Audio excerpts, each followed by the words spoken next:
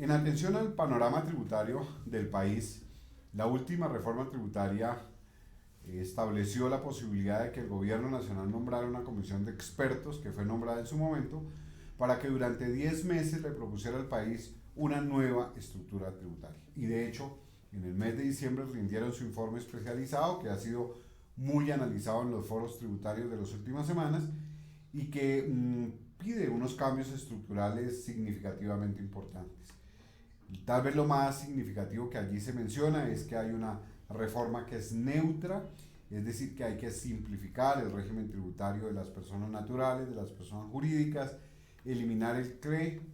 establecer un impuesto nuevo a las ganancias de las empresas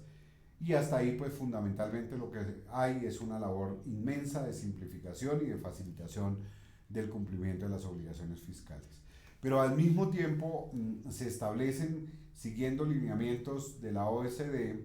algunos cambios que pueden dar algo que hablar en el empresariado, y es que se está volviendo a mencionar la necesidad de gravar en cabeza de las personas naturales los dividendos empresariales. Y acordémonos aquí un poco la historia.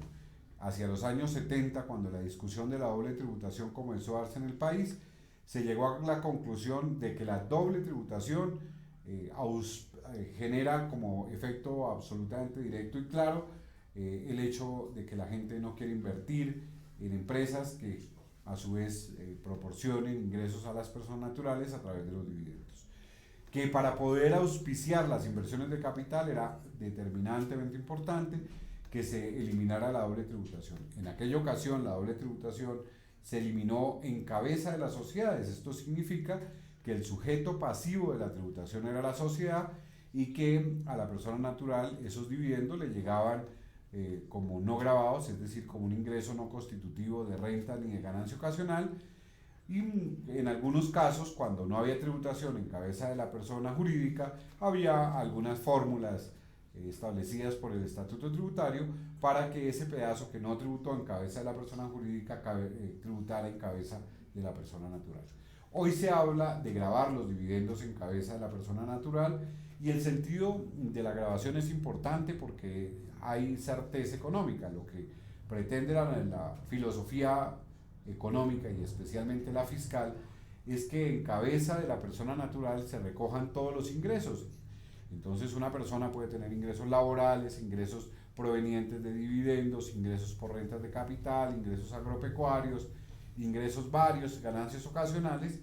y que la sumatoria de todos estos ingresos es lo que le brinda a la persona su capacidad contributiva, y a esa capacidad contributiva, hecho las deducciones pertinentes, se establece una base gravable y por supuesto una tarifa de impuestos. Que esa forma de tributación es mucho más justa que si le llega a una persona natural de altísimos ingresos unos dividendos que ya pagaron impuestos, porque allí obviamente estarían pagando un impuesto en la misma proporción una persona de muchos ingresos como una persona de bajos ingresos que obtiene también algunos ingresos por dividendos. ¿Cuál es la complejidad de grabarlo en cabeza de la persona jurídica? Pues que si es simple y llano, que paga la persona jurídica y paga la persona natural, hay una doble tributación, que es un efecto que no se quiere, que no recomienda la OCDE y que por supuesto sería retornar a unas épocas de una tributación de conjunto altamente peligrosa para generar desarrollo en la empresa. Entonces la propuesta busca que se grave los dividendos en cabeza de la persona jurídica a una tasa mucho menor, posiblemente del 20%, o que se grave en cabeza de la persona natural la totalidad del ingreso y lo que se pagó en cabeza de la persona jurídica se lleve como tax credit o como impuesto descontable a la persona natural, de manera que no haya una doble tributación. Cualquiera que sea la figura, muy seguramente es de los temas que darán muchísimo que hablar en los próximos años. Igualmente,